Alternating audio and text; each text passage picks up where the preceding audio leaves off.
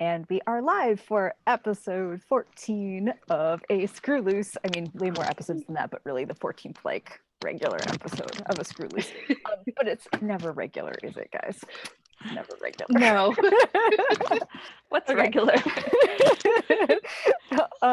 So tonight we're going to be discussing definitions of all the things that can be done to your flute and more. Because oftentimes, we'll have a client who, no fault of their own, will say, I just had this overhauled last year, when they hand us their flutes, and we look at it and we go, that was not overhauled a year ago. But again, it's through no fault of the client. They just don't know what the word means. And a lot of people tend to use the word overhaul to mean like anything that was done to their flute. So this episode hopefully will educate everyone to what the most common uses of these terms are, because there is no real industry standard. But we'll talk about that tonight. So to introduce ourselves, we are A Screw Loose. We are Kim Durance from Canada, and Rachel Simon from Pennsylvania, and Adam Petrie from Georgia, and myself, Sarah Stockton from Connecticut. And we are four very nerdy flute techs who like to talk about flutes and piccolos.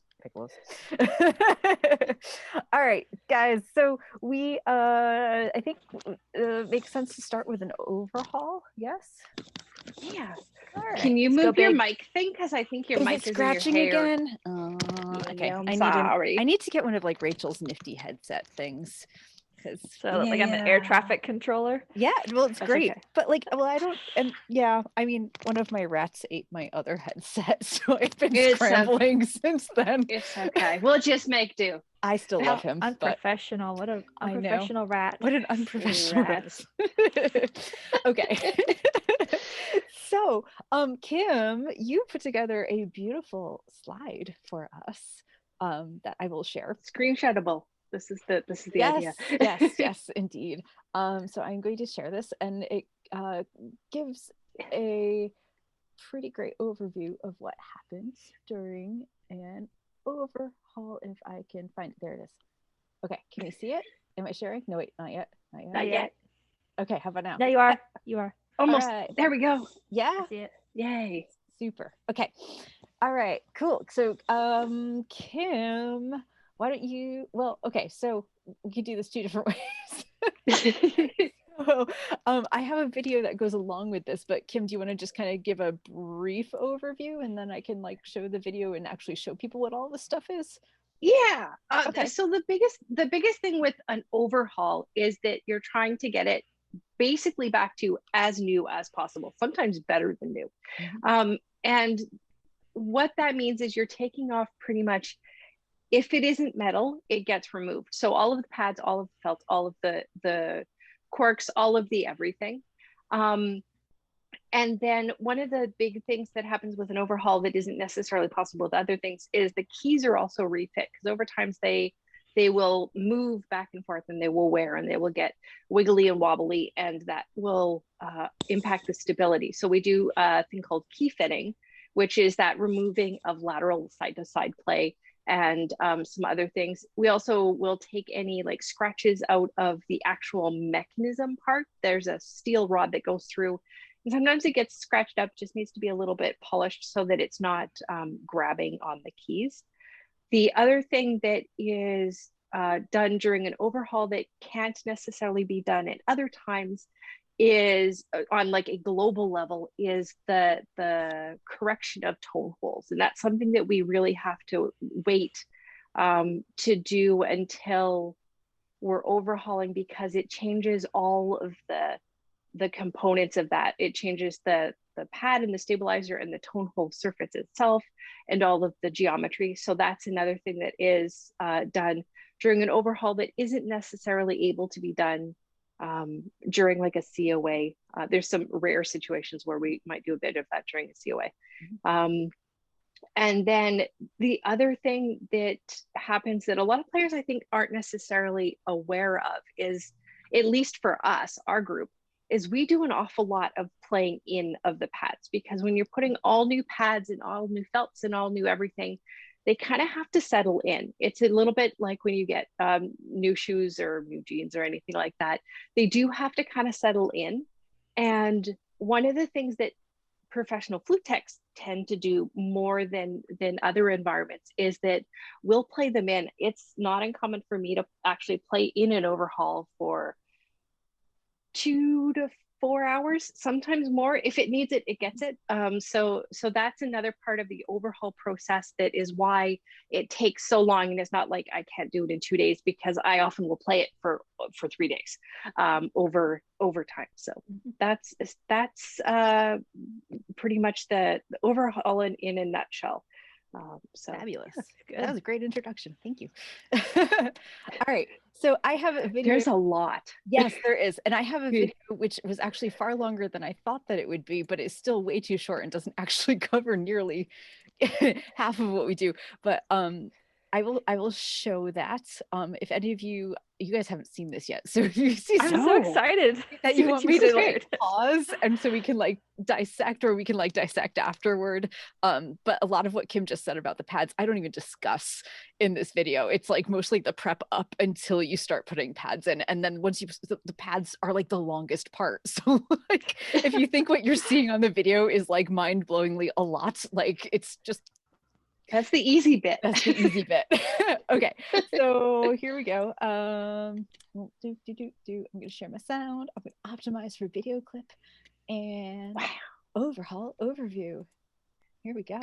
All right, can you guys see a flute? Yes. Yeah, fabulous. All right, here we go. Let's watch the video. Let's watch the video.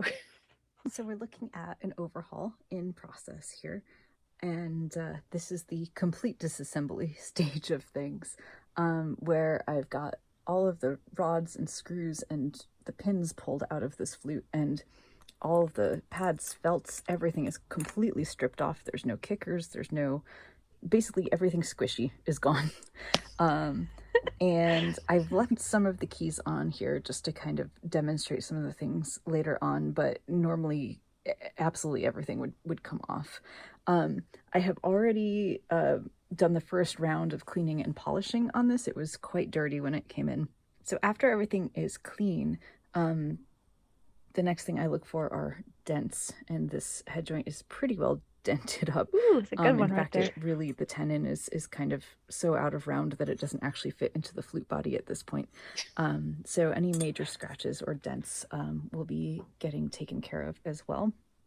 And that's not something that everybody does on an overhaul. Mechanism. Yeah. So the next thing on Kim's list says is refit to remove lateral or side-to-side play. So what that means is if you take your keys and you try to move them in this direction, you can maybe hear or see there's just a little bit of excess movement. Like if you look right, I don't know if I can zoom in. So look right at the gap right here. I can hear it at the end of the G's. And you can see that opening and closing as I pull the key. It's actually not too terrible, but it is definitely something I'll want to address since I've got it here for an overhaul. And every single key gets checked for that and how it moves with its neighbors on both the foot joint and the body. We're also looking for how it fits on the rod this way too, because that's important. If it moves diagonally, that can create other problems in how the flute responds and plays for you when you play it. So hinges, the hinge rods and steels are cleaned to remove any scratches or rust. So here's a great example of a rod that has some damage to it. It's not rusted, but it is pitting. It has some roughness on it. So when we talk about the importance of getting yearly clean oil adjusts, it's not a good idea to wait until your flute doesn't play well, because there's damage happening inside of your keywork that you're not actually seeing. So this corrosion needs to be removed. And the problem with that is that when I remove this corrosion, I have to polish it. So that means that this steel rod is automatically going to get smaller in diameter, which could potentially make these keys not fit very well. And if it gets to the point where this rod is just so small that I can't refit the keys to it, then it means replacing this rod, which is a much more complicated endeavor than it seems like, and it's not cheap. So much less expensive to do the yearly maintenance, keep your rods in good shape, so that you do not have to replace them someday down the road. It's kind of like getting oil changes for your car. So you know what else it's like? Keeps running. It's like a root canal. What's that? Like, okay. It's like get your yearly dental cleaning so that you don't have to get a root canal. It's nice. That is the flute equivalent of a root canal if I ever saw one. Rebuilding expensive, the steels does unpleasant. feel like doing a root canal. My least favorite gig. Awesome. Okay, continue. I'm sorry. Continue. No, that was great. All right, here we go. The oil or not, it does. And you can see there's some of that corrosion happening down here too, and just some wear marks. So that's something I would be looking for. In addition to lateral play in the key work, you also want to be looking for how do the pivots fit inside of each other. So this whole steel actually moves, and in fact, so if you're a fan of your B-flat lever, oh, and right now, see, I'm watching this move and it's like flicking the G's when it moves. That's not fabulous. So that will have to be addressed. I want to be able to move this and not have the keys on the rod move. That means there's some roughness. I did just stick this back together with no oil in it. And so the rod under here looks similar under there. So that's probably what it is. So after I clean it and polish it and oil it, it should hopefully go away. And if not, I will go chasing other things. So anyway, so what I'm looking for is this has a pivot point inside of there. And I want to make sure that this also doesn't move on this pivot. So I'm wiggling this to make sure it's tight. It does not move. That's really great. Wiggling, there's a pivot that goes, this is called the king post because the pivot from your left hand goes into the pivot from your right hand. So it's like the king of everything because it holds most of the mechanism on your instrument. So I'm checking for wiggle in the king post. I don't feel any. When I have both hands, I'm holding my phone with one hand. I can feel the slightest bit of back and forth play in this pivot. So I might take care of that just to make sure the flute is super duper stable. This hand, so this F sharp key is usually either permanently pinned or soldered to this key. And this whole hand is actually not moving freely at all. Meaning that the little pivot screw on this end, you can actually see there's a little gap. That's okay. But there's a screw in there with a little pointy tip that fits inside of this steel rod, and it's pushing too hard and it's binding this key. Now, some flutes are built like that on purpose, and you're supposed to back this out just a little bit to relieve the pressure, but like Haynes are not designed that way. This is a Haynes. So I am either going to explore whether this post perhaps got knocked inward or something else happened over the years. And anyway, I'm going to refit that so that I can screw the screw in all the way, and this key should drop freely but not have any extra play here. So that is that. Let's see, key cups and tone holes are checked for level. Okay, so the key cups themselves can actually get bent like into like a taco shape sometimes. And so before you put new pads in, you want to make sure that you've got a nice flat pad cups to work with. So what you do is you put it on a steel block, and you're going to check and see if your cup rocks at all. Sometimes this is a little bit hard because that thing in the middle is called a spud. Sometimes that sticks up further than the skirt. This one doesn't. So any rocking I'm feeling is, in fact, the key cup itself. So I'm going to look around, see if the gap looks any bigger in some places than others, or if it rocks at all. And this one isn't terrible. So that one is, there's like a little gap back there that I might explore. Is that the camera? No, that definitely needs to be looked at. Okay, so this one, you can see there's a bigger gap here. So that means the great optimism you had there. Like this. What was that? Great. I said great optimism you had there. Maybe it's the camera. No. There's like, that's a little bit of interior dialogue that, oh well. I didn't feel like editing it out. But that's really my thought process. Is this good? Oh, I think it's nope.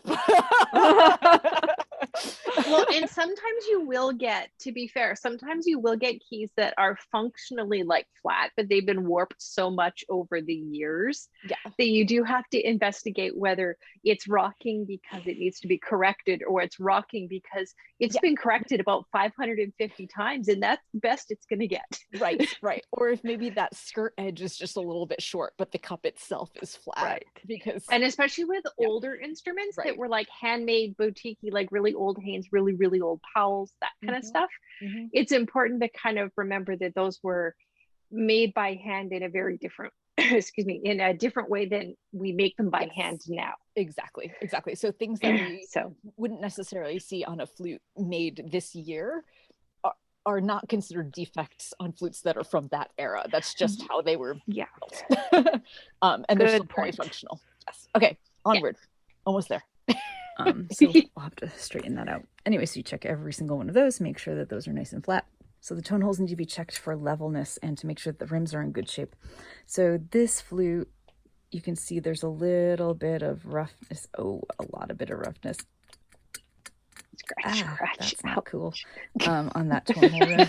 So that needs to get polished. And then they all need to be checked for flatness as well, and to make sure that the rims are a good width. And before you do any work on a tone hole, you want to make sure that there's plenty of height left, that no one else has been working on these tone holes and taking them down to the point where it's not safe to do work. And these look like they have plenty of the original height on them. So tone hole work, when it's done well, really does not remove hardly anything at all. You should not be able to tell that someone was there. If it's not done well, it can really mess up a flute. So it's good to go to somebody who knows what they're doing. Okay, so what I do to check the tone holes to see if they're flat is I put a light inside of the flute. I liked how it was like, and then I'm going to use this flatness gauge. It's a perfectly ground flat steel block. This used to light up, but I don't like changing batteries, so I just use the light on the inside of the flute. This goes flat over the top of the hole. Same. And now I look for light. And you can see that we're supposed to use the battery. That hole is not flat. And so because I'm doing felt pads on this flute, that's actually totally fine. So I might not go after that and level it because it's felt. It can deal with that kind of a gap. It looks pretty extreme, but that's really is not terrible in the grand scheme of things. So basically I go down and I check every single one, make sure that everything is within a tolerance that I'm willing to work with. And if it's not, then I address it. So that is tone holes. All right, and then next on Kim's list is stabilizers, if you need them, shims, pads, regulation, kicker materials, corks, etc. So this flute is getting repadded with traditional felt pads, so I don't need any stabilizers, so that's the great news. But I will have to go through and figure out exactly what size felt pad, what thickness, what diameter, and make sure that those are all happy. Put all the corks and felts back on, make new D-sharp cork, make new pretty trill corks, and let's see, I feel like I missed something. Oh, right. Cleaning all of these. So these are all the screws and grommets that hold your pads in, and they get really gross after, many years. So I have to try go to pretend they don't need to get polish cleaned. all of those and make those pretty again, because right now they are not. So that's that. Okay, so I think that's it for our overhaul overview. And back to the show. Good one, Sarah. All right. Excellent. Yeah, Okay, that's so so much easier than trying to do it live. Yes. So what did I miss?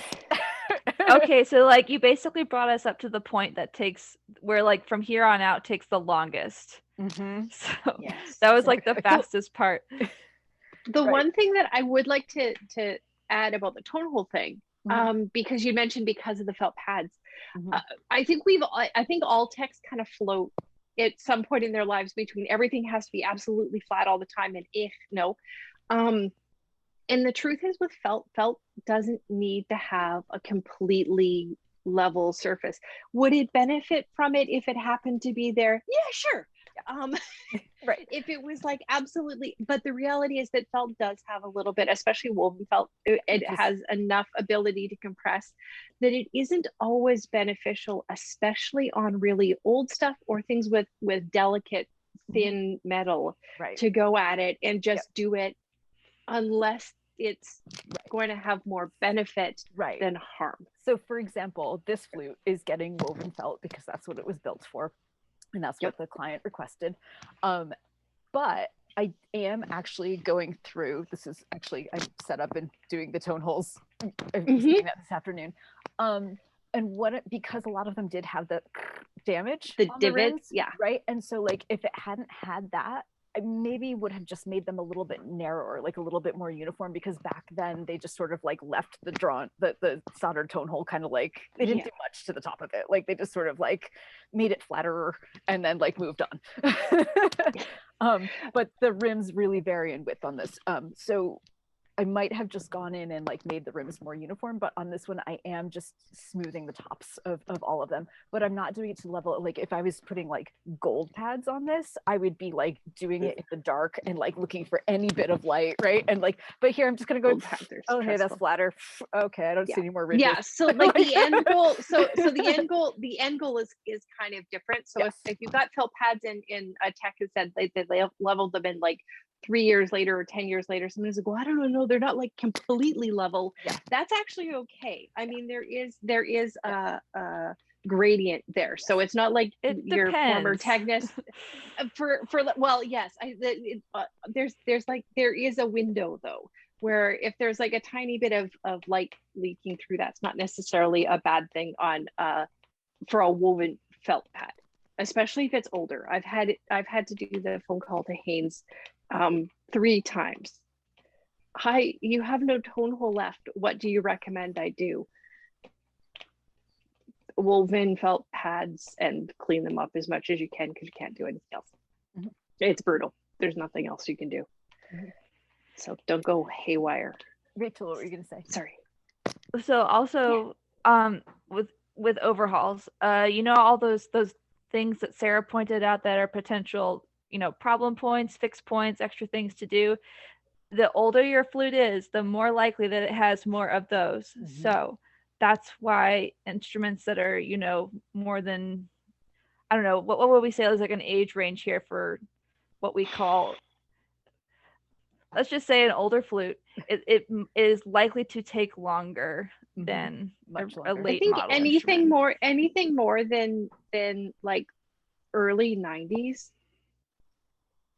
in a lot of respects is going to Well, and even like we didn't even talk about solder joints. You know, the solder, like the lead solder joints don't last forever. So like, you know, when I'm working on a flute from the 60s to the 70s, I'm kind of like watching, just seeing like, you know, how are the ribs, how are the spuds, and I'm not surprised if I have to touch things up here and there, or resolder a tone hole.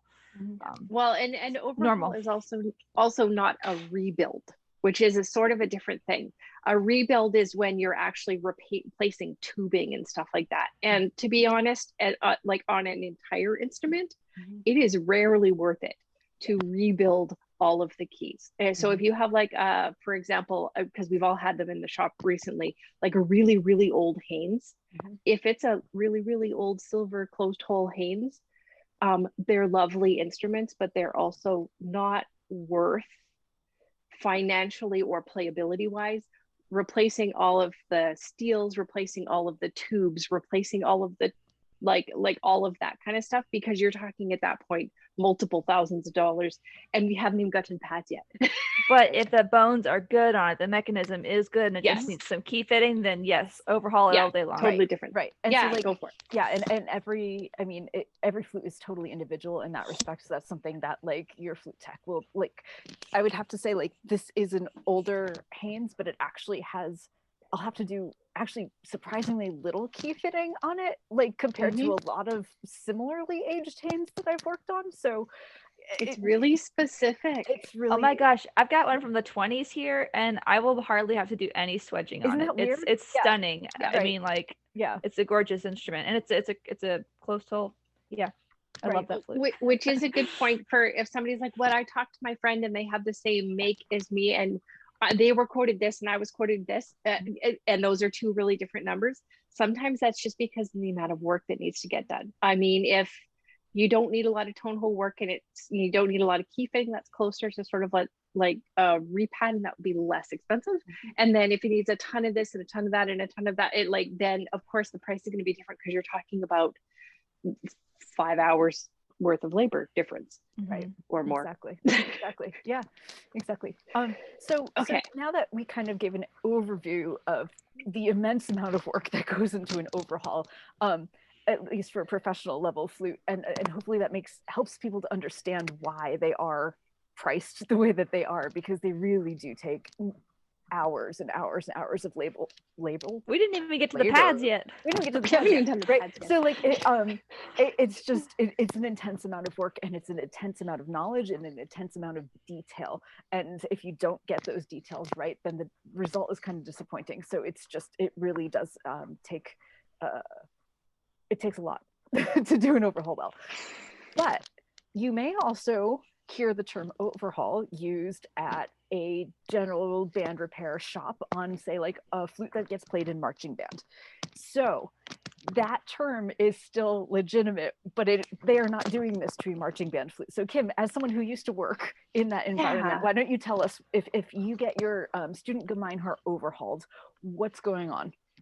What really is happening is it's more of like a repad, and which is exactly what it sounds like. Instead of like overhauling everything with all of that mechanical stuff, student flutes and instruments that are like less than $1,500 new really are getting more of like a pad replacement.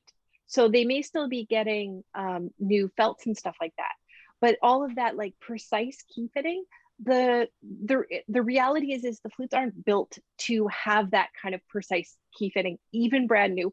It's intentional. It's because younger players tend to press hard and they torque mechanisms. You don't want those keys that tight.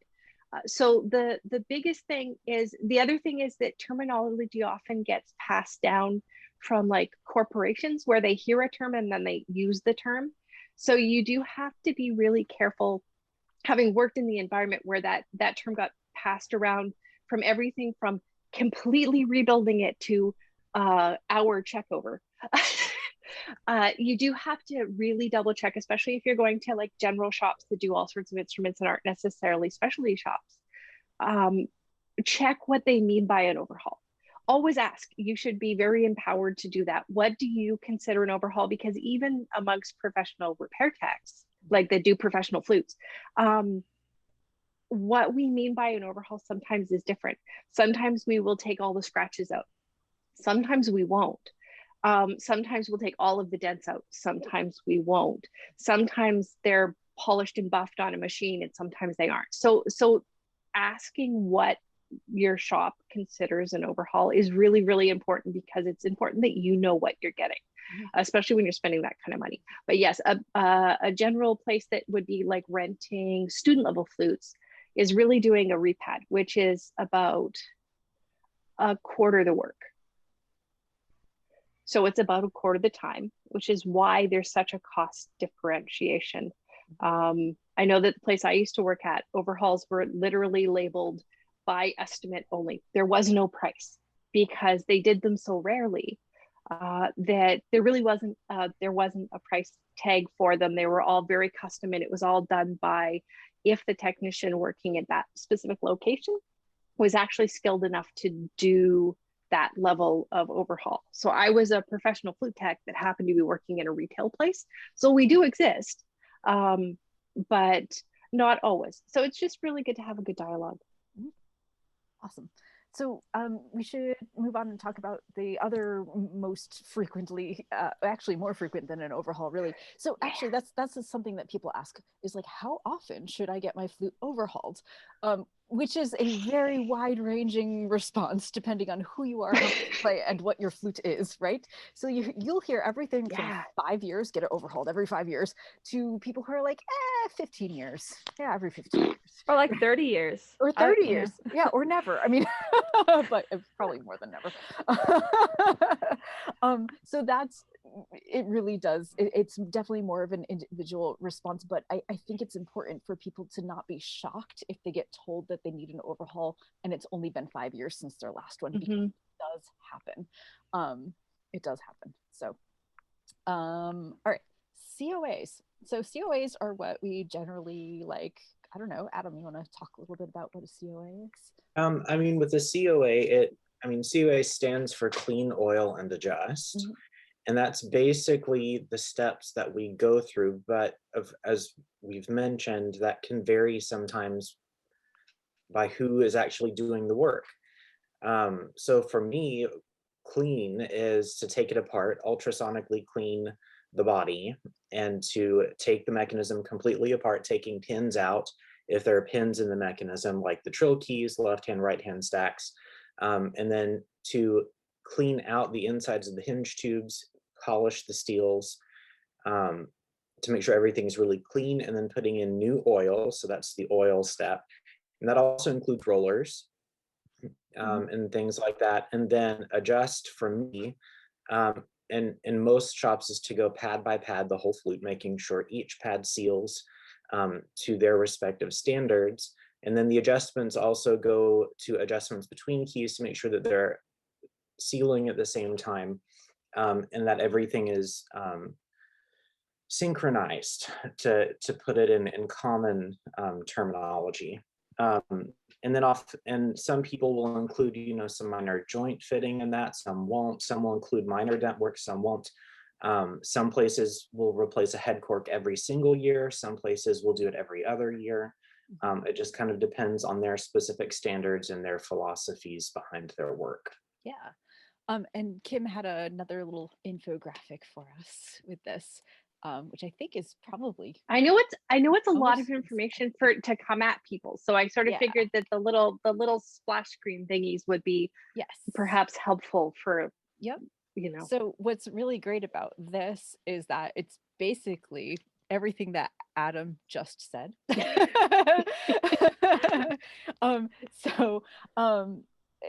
It's but like as Adam said, there are slight variations. So like here, like Kim has head joint cork is replaced unless otherwise specified, whereas Adam was like, yeah, sometimes it's every year, sometimes it's every other year.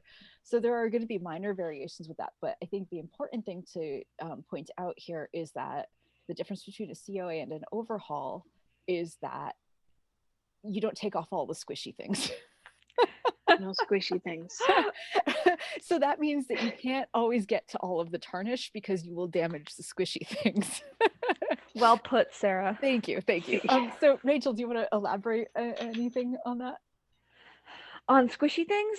Or anything. COAs? Any differences between yes. COAs and overhauls?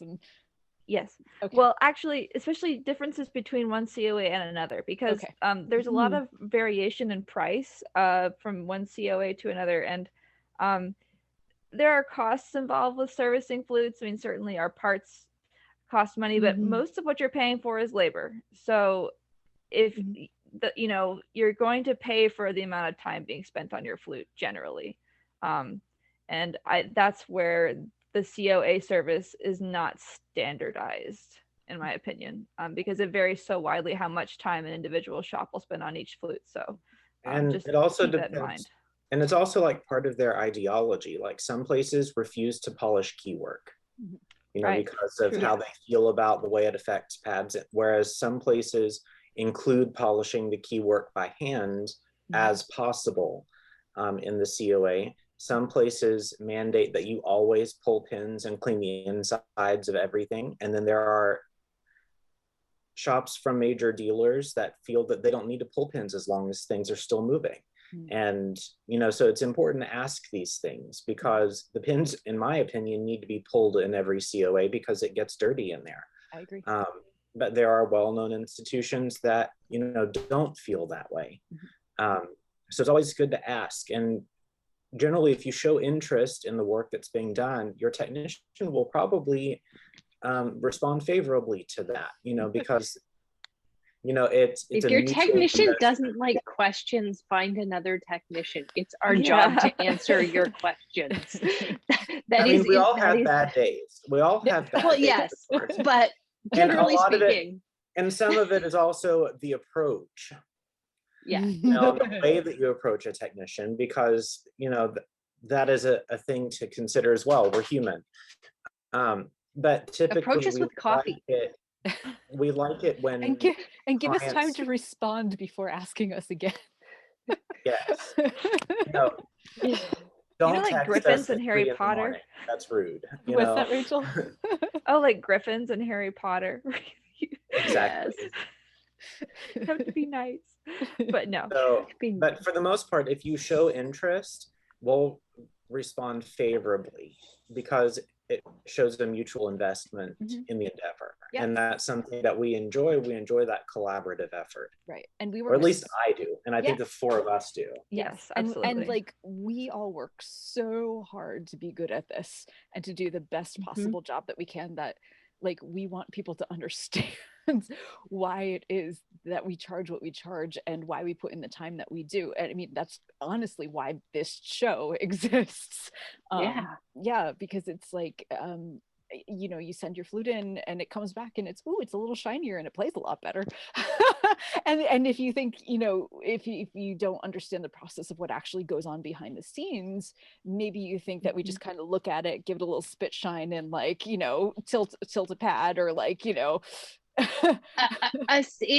for those who are used to like rental instruments and stuff like that, and people that are like have kids in school or you're just starting, it's really important to know that a COA is a specific flute tech service.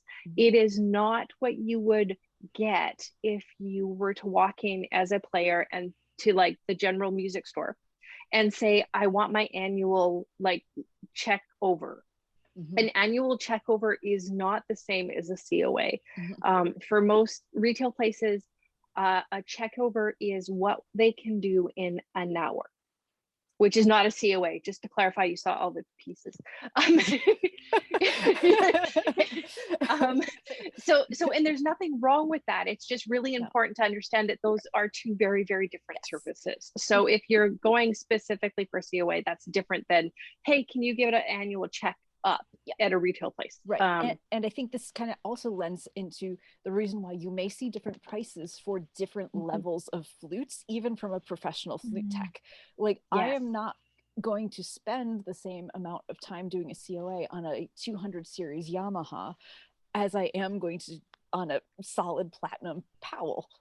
or like a 900 series Yamaha. Right, like, or a 900 series Yamaha. Yeah, because it's built, like Kim said before, it's built to different tolerances, and it's not built to be that precise, and putting that same amount of time and effort into it isn't going to yield the same amount of increase in results as putting that same kind of amount and effort into the handmade flute. So that's why you might look at a price list and be like, well, they're both COAs, like why is the pro COA like $300 more? Because it's about the time. Well, and one of the other materials things are more expensive too. Well, and one of the other things is with student instruments, some of them are built so that they're not intended to be completely taken apart every time. Right, you can't.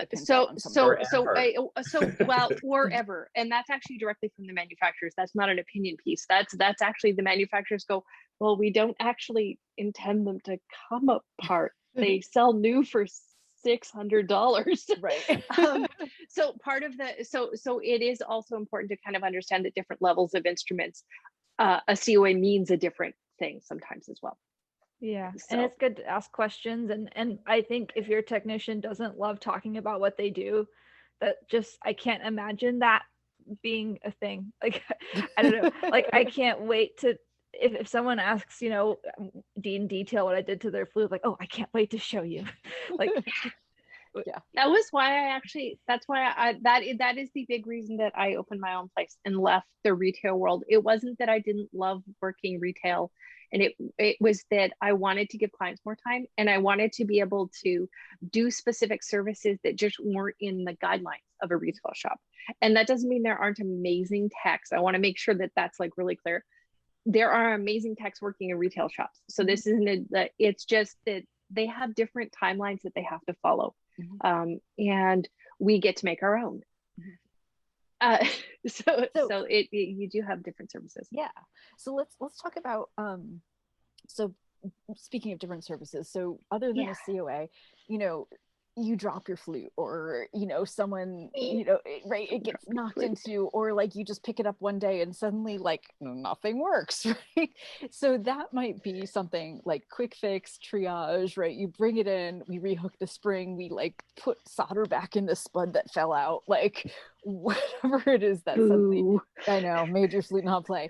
But but we can't do a full COA usually. So like if you had other complaints before that tragic thing that happened that made the flute like not play at all, when you bring it in for an emergency appointment, we will fix the thing that is making it not play, but you don't expect to get it back sounding just like as if we had done a COA on it, because it's a much different time scale. The 20 to 30 minutes to an hour that I may be able to spend on a quick triage fix is nowhere near what I would spend going over your flute for a clean oil adjust. Yeah, so I've had that. I've seen that happen before, where a flutist might say, "Oh, how is it having a problem? I just had this worked on," and that's so frustrating, right? Because you think it was just in the shop. How come there's a problem? Mm-hmm. Well, flutes are very, very complicated and require a lot of work to be functioning perfectly. So fixing just one or two things on them does not begin to address the 500 other things that could possibly be going wrong. So and also sometimes just simply taking, especially the flute hasn't been serviced in a long time, things can be a little bit fragile and precarious. And so taking it apart and disturbing its peace for a small repair to fix something that was, causing an immediate issue can disturb other little gremlins that were sleeping. Mm-hmm.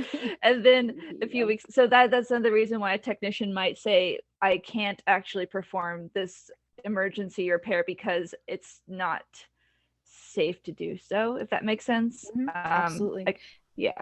And for the same reason, if you send your flute in for what you think is going to be a COA, and one of us looks at it and sad trombone, right, and sometimes it's like the pads are just too fragile, or they were set up in a way that they're all over compressed and warped, and like I know that no amount of me shimming or working with them is going to make that flute perform well, right, to my standards of what I think it should sound like after a COA. Mm-hmm. Sometimes there's just factors beyond all of our control, and it's or like some of the older handmade flutes, they used foams on all of the kickers instead of felt, which seemed like a really brilliant idea at the time, but they didn't know that 10 to 15 years later it would start turning into powdery goo. Sticky powdery goo. When that happens. First it gets sticky though. Right. And so it's like if you bring your flute in for a COA, but it also needs all of the kickers replaced, that's a lot of time and adjusting. And so that's going to be like hundreds of dollars more in labor, unfortunately. And that's just not anything that any of us have control over. And like, we hate delivering that news, but it does kind of mean that sometimes you're going to end up with a rollover, what I call a rollover repair. It's like, I can do the triage now, but you need to book the appointment in whenever my next appointment is. And that is usually not next week. It's usually like, I send it back to you. You kind of limp through with what you got, and then you send it back and for the appointment. We hate doing that, but sorry. We do. But this is also the advantage to having your flute looked at every single year, is that it really minimizes the chance of that happening.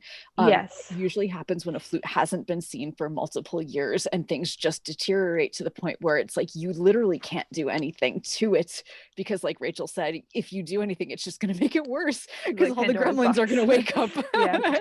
And there are very few flutes that I would say I service every year. I can't even imagine if a flute sees me every year, what could happen for me to say, that's, you're going to have to schedule 6 months from now. I can't even, like, if it's something that's maintained regularly, it's usually not nearly as big of a deal. Exactly. Like I have a towel on my desk that I know I mentioned it to you all privately, but it was in for a COA, and they're like, it only needs, so many torn pads, but it had gotten that estimate over a year ago before the pandemic, and it hadn't had anything happen. And what I thought were just sort of stains on the pad was actually like debris, and under the debris, 8 pads were torn. And then 3 more are about to go. So I said, okay, well, we can do just the 8 pads and then 3 more next year, but we're already most of the way to a whole new set of pads. Right. So it's not unreasonable to say, let's just be proactive Yep. and just hit the reset button. But not only that, but like the new pads and the old pads aren't going to necessarily play nice together. So it's like, Right, it's going to be better for you as a player and better for the flute, and actually, frankly, less expensive to do it all at Yes, once, because better you're value. paying us for our time twice. Like if the flute's already apart, it's easier to replace the other, you know, however many pads than it is to like bring it in again and have us take the whole flute apart again and you know, clean it and oil it. Well, and do if all the you things have that again. many torn pads and debris and stuff like that, it also is usually an indicator that the tone holes probably need to get, not necessarily like leveled. People get really nervous about that, but just like Cleaned, yeah, cleaned Polished. up really, Yeah. really well. And if there's any like little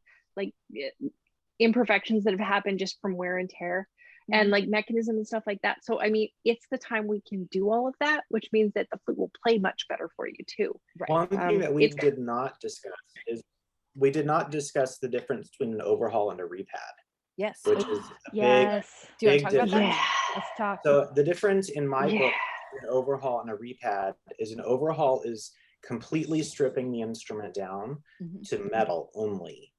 And then basically slowly sort of rebuilding the instrument in a minor way, and then replacing all of the soft parts. A repad is essentially a clean oil and adjust with all new pads as we go through. So we just take out the old pads, we pull out the old shims that may or may not have been appropriate in the first place, and then we make sure that each pad is sealing. But that does not mean that we're going in and changing all of the felts and all of the corks, and we're not doing a lot of mechanical work either. We're only doing things as needed in those capacities. Exactly. No tarnish removal. Right, because again, there's still some squishy stuff on the flute, so you make always the rule of squishy stuff. Yes, the rule of squishy stuff. It would sort of be the same as if you bought like a brand new flute, and the brand new flute came with purple pads, and what you really wanted was green pads. That is a repad, where you just literally swap the color of the pads out and we're good to go. Like there's no key fitting, there's no cleaning, there's no, I mean, there might be minor cleaning, but like minor cleaning, but like all the squishy stuff stays, and there's not actually anything wrong with the instrument. It just literally just needs pad swaps. Which is actually honestly kind of rare to find a flute that doesn't need mechanical work, which kind of keeps it. I don't even list it on my website. The only time that I have ever had a professional flute come in for a repad where they meant it is I had somebody who was overzealous about polishing their brand new flutes and accidentally rubbed off all of their pads. Oh, oopsies. And you know, another common one for repads is if you're in college or grad school and you are practicing a lot. You guys are practicing more than almost anyone in the whole world. I'll just tell you right now. It's true. So you know your flute's working hard, you're working hard. It's not that weird for those to have to be repadded, even if they're only a handful of years old sometimes, just because of how much your practice you're putting in. But because it's not that old of a flute, we don't need to do the full overhaul thing. So exactly. That's a common candidate for a repad. Good point. Yeah, because all the felts and kickers and all that is still good. To be honest, the time to wear, like the way that I usually do those is I call them an overhaul, which isn't legally correct, but I call it an overhaul, and then I provide a discount. So what I do is because sometimes we don't actually know if it's going to need the overhaul part until we're 90% of the way through, because you know, maybe it does need a little bit of key fitting, maybe it does need a little bit of this. So what I do is that in situations like that, I just it's like an extra prize at the end, where it's 2 hours less labor. And I haven't had anybody so far be unhappy about paying 2 hours less labor. So I'm just gonna do it that way. Yep, that works. So yeah, thank you for bringing that up, Adam. What else did we miss, guys?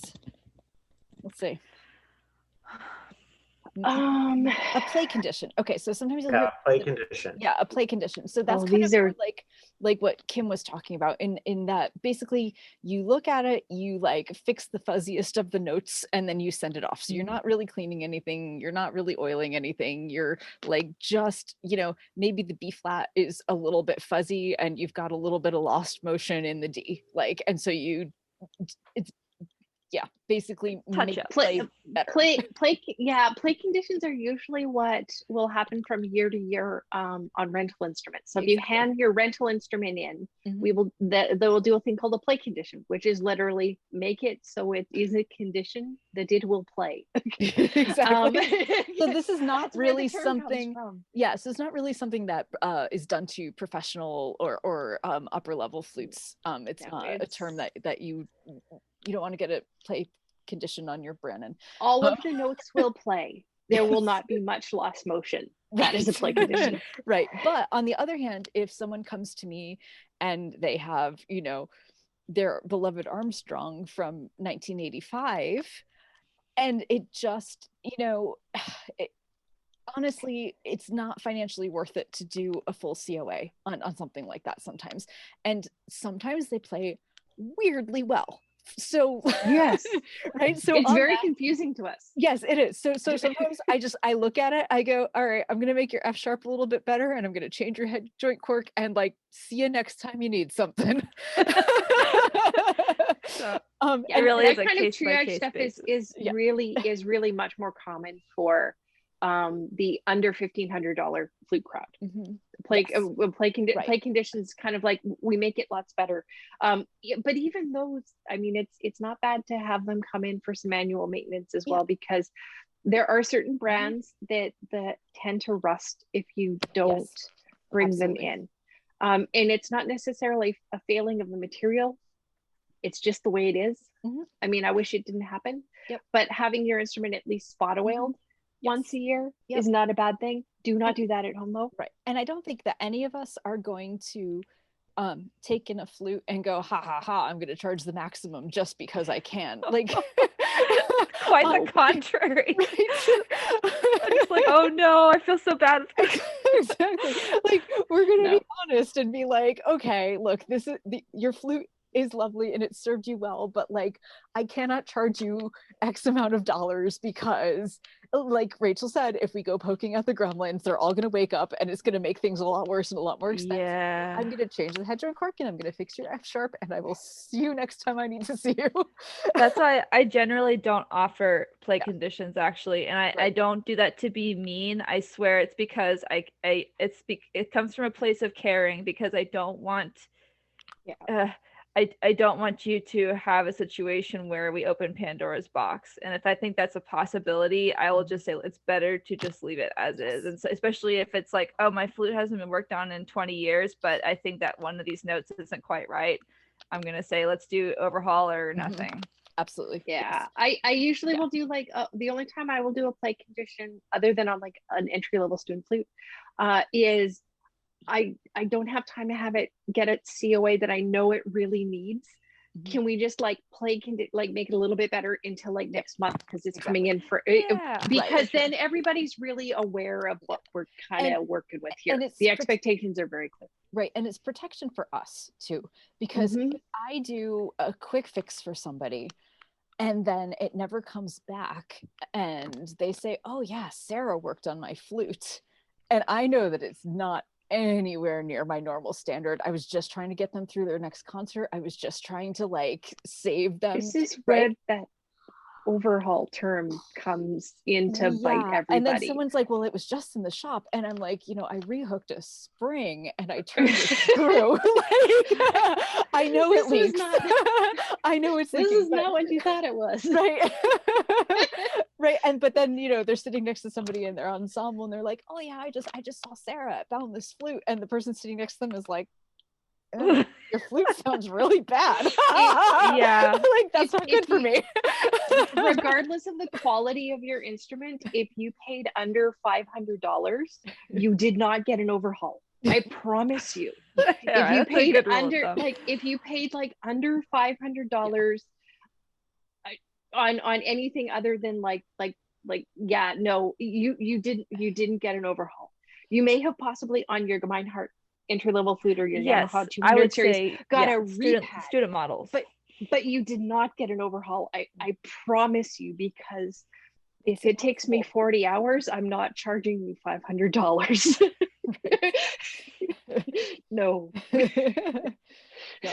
Yep. Yeah. So overhaul does not mean annual service. It doesn't mean I took it to the shop and they overhauled it. That overhaul is we're not eating out this month because I'm overhauling the flute, not I'll see you in 2 hours. Yeah. So cool. What did we miss, guys? Yeah, we have a minute left. We have a minute left. Yeah. Ooh, quickly. If you are having any major service done and you are also simultaneously considering upgrading, please talk to your tech about that.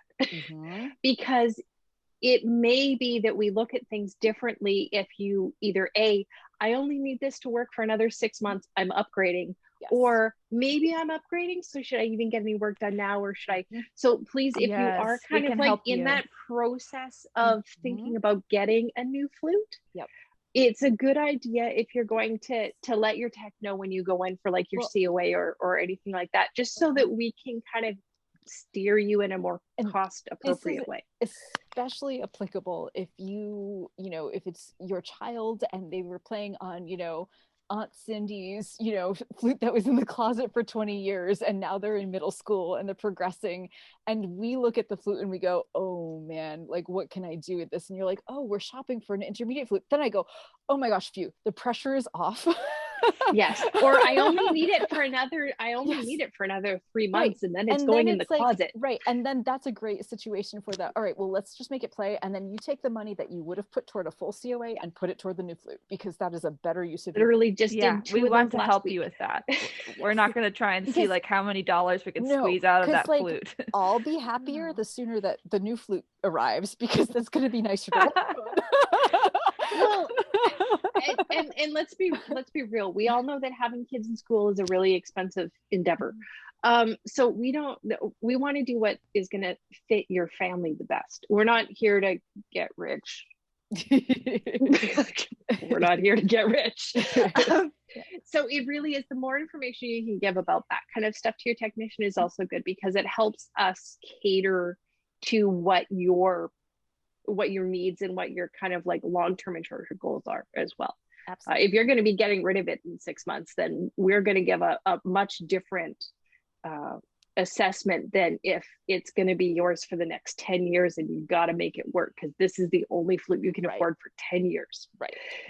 And you're doing a performance degree and it needs to play Carnival of the Animals. Like, and we're really sorry, but it's also only a $2,000 flute, but that's what you got and that's what we got to work with. We can do that. It's just that we do kind of need a better picture of what you need that flute to do. Exactly. So cool. So anybody who's watching either on Facebook with us now or later on YouTube, if you have more questions that we didn't get to or you want clarification on anything, feel free to put it in the comments or send us a direct message.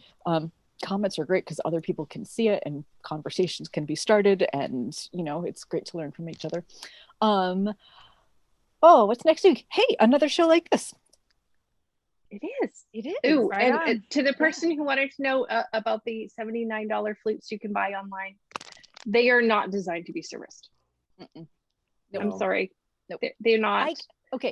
Sometimes they are, but most shop rates are between $90 to $110 per hour. That's why they're not designed to be serviced. They're built inexpensively, right. But they're sort of like the difference between like cloth napkins and the paper kind. Yes. Don't put the paper ones in your washing machine. They're just cost effectively. You play them and play them, and that's great. But they're not.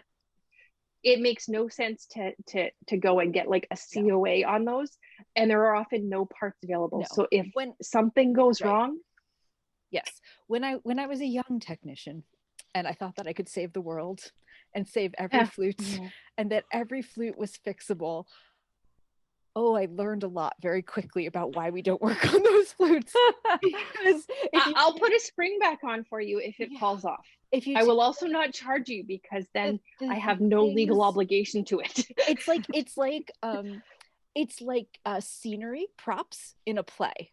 Like, it looks really good from a distance, but the closer you get to look at it, the more you go, yeah, those aren't bricks. Okay. Sarah, can I ask you something? Yeah. Because I haven't had the pleasure of working on one of these $79 things.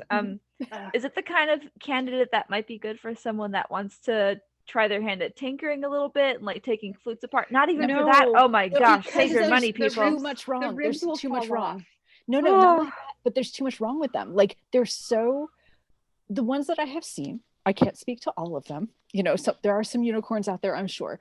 But like, literally, the ends of the hinge tubes are serrated, and like the screws aren't round. The screws are not round. So there's I no don't know way why to I'm laughing. There's no way to make fine adjustments on it, so they won't hold adjustments. And the metal is so soft that it's like you look at it funny and it goes like you just. Oh, that would just discourage I once someone. took one of those apart. I once took one of those sorts of things apart, and it was built so badly that it would not go back together. Okay, never mind. Don't try to introduce yourself to it. repair this way. I think that they have a purpose, and I think that perhaps for people who live in an area where there is absolutely no way to rent an instrument at all, and you just want to know if Johnny or Susie even vaguely wants to play one. I think they're okay for like 3 months if the only other option you have is to buy one outright, like a real flute. Also have a flutist play it first to make sure all the notes are coming out. Because it is very true that sometimes you buy these and they actually don't even play. They don't play out of the box. And I cannot tell you, like, I used to be a public school band director. I cannot tell you how many kids I had in my program or other programs when I was student teaching or visiting, or private students of my own, who thought that they were terrible until I looked at their instrument and I went, I can't play this either. Yeah. Like, I literally cannot make and you have a degree come out. Right? Yeah. And it's like, and then at that point, like, I had 100 kids in my program. I can't try all of their instruments every day. It's very easy for even a band teacher. So if you're like, well, my kid's in band, isn't their teacher going to notice? No, not necessarily. Like, band teachers are overloaded. They have way too many students. Like, they have a lot of stuff on their plates. They're not trying, especially with COVID, they're not trying kids' instruments. Like, there's literally no way for them to know. So if your child is feeling frustrated, like, please make sure that you get their instrument checked by somebody who can check it. And whether that's specifically asking their band director, like, hey, they've been really frustrated. Is there a way that post-COVID, in regular times, you could play their instrument and check this, or if they feel comfortable knowing how to kill the germs effectively, that's okay. Or take it to a shop where one of us, or if it's a trombone, the same thing applies, or saxophone, same thing. Take it to somebody who actually knows what they're looking for. The saddest thing in the world is to have a really motivated student quit or feel horrible about themselves, and it's not their fault. And so that's my biggest caveat with the get the $79 flute if that's literally the only thing, but please make sure someone checks it to make sure that it works, and then check it like every couple weeks to make sure that it still works. And then and it's not a specific brand, so just to be very clear, we're not degrading any particular make. There is just a reason why even entry-level flutes are $500, $600, $700. So if you're not paying $500, $600, $700 for the flute, there's kind of a reason. They're just and they're not meant to do band. And hopefully you saw with the full disassembly on my bench of an Overhaul, there are a lot of precision parts in a musical instrument, and to build one and sell it for $79, like, just imagine all the corners that are being cut in all of the places. And so, like, when one of our top recommended beginner flutes is a Yamaha, those retail for around $900. There's a reason it's our top recommended, one of our top recommended student flutes, is because yes, it's expensive, but it's going to last until your kid gives it to their kid.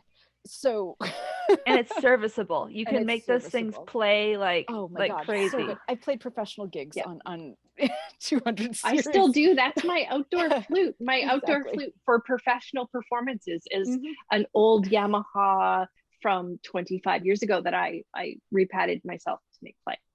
Yes, but I mean they're a good investment. But yeah, so that was the one question that popped up that seemed actually kind of worth going a little bit over for. And that's why it's worth you know, if you can't pay $900 all at once for a beginner flute, obviously, like that's really common. Most of us can't.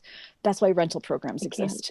And so, you know, for like $35 a month, you get this beautiful $900 flute. Like it's a much more affordable option. So check. Well, and you can also talk to Tex, because sometimes we know places that we know individuals that have something that they're looking to sell. So it may be really, really hard to do that, but we also like, we can sometimes help out. We kind of know where some better options are than just hitting the buy now button, because the buy now button usually comes with sad trombone.